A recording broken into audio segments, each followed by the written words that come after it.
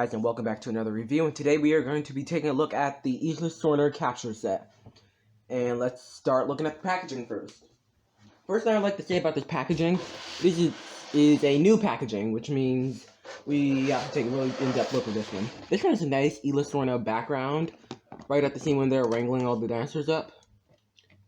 And it has a demonstration of the action feature and this Jurassic app.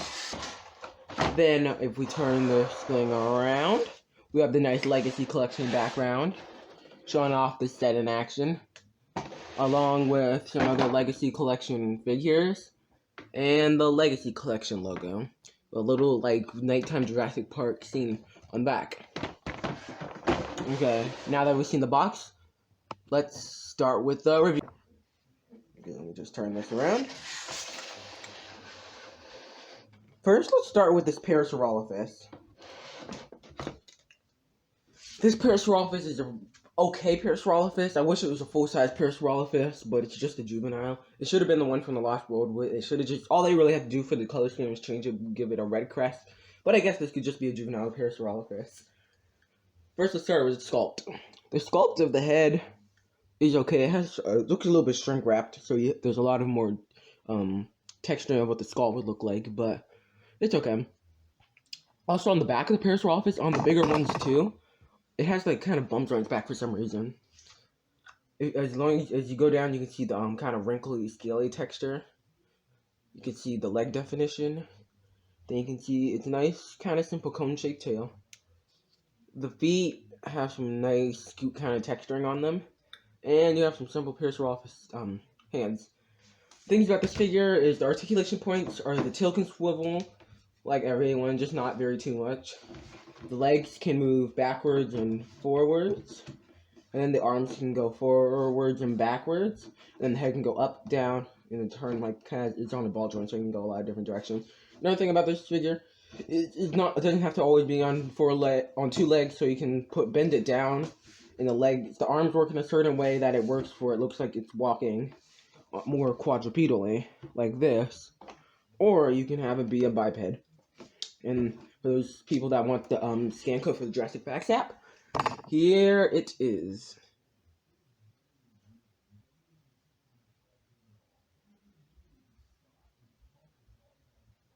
Okay.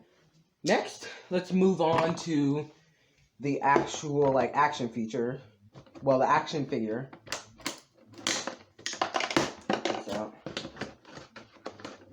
First we have Dieter Stark right here. One thing that Mattel is good at is actually making figures that look like the characters and instead of just looking like generic people, or even just making them look nothing like the character, just having a name on it.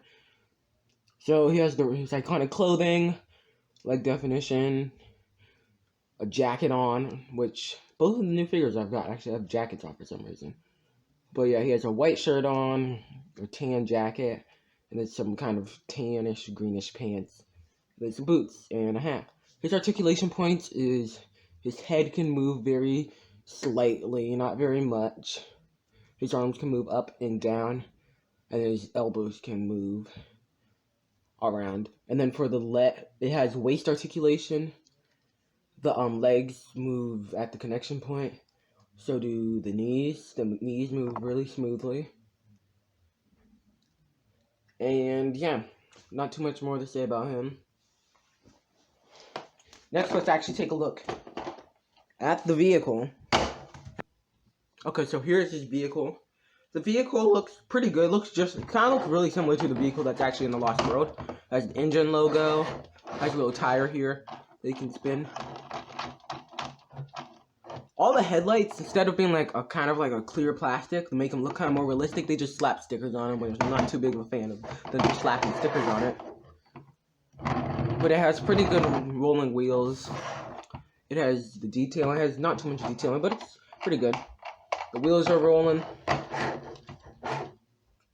has the headlights. This little thing on the back. The inside is pretty good. It does not have opening doors.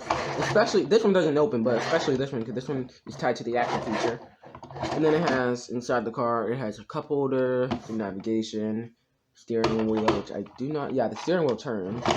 The steering wheel is not circular; it's kind of oval shaped. And yeah. Now let's move on to the action feature. So the action feature for this vehicle actually is, for example, you could put him inside the car. So let me just get him into a good sitting position. So if you wanted to, you could just put him right here in the seat, not in the driver's seat, but just right here. Then you're going to want to take these little plastic things.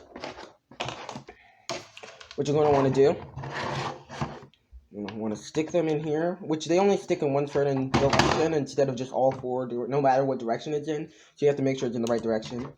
Then what you're going to want to do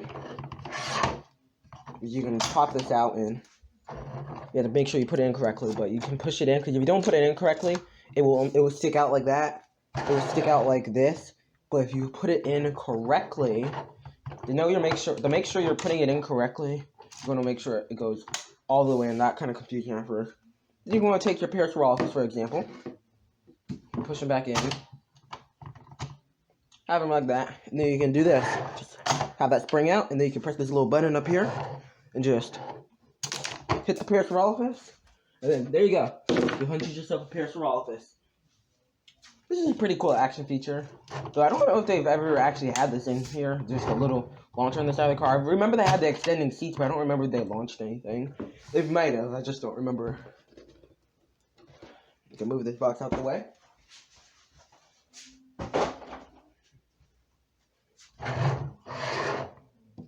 Now let's move on to the size comparisons. This ought to be a fun one, especially with the car. I'm just lining these up.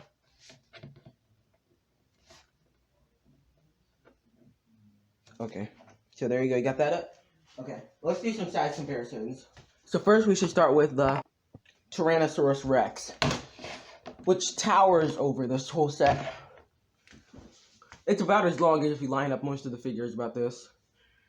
The T-Rex towers over the car, and definitely over the Pierce Rolfes. And Dieter Stark is just a normal human figure, so he's about the same size as all the other human figures.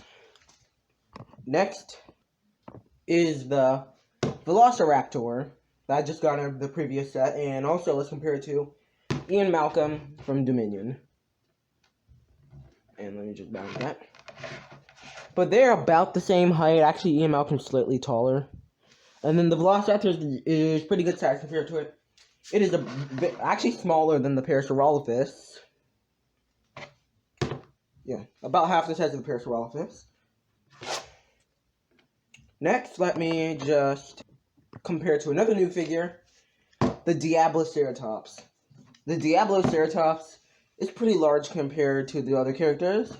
It is actually similar size to this car. Minus this little kind of gray part up here. It's about the same size as the car. It's a little bit longer too. And yeah, there is the Diabloceratops compared to it. Now let me measure this set.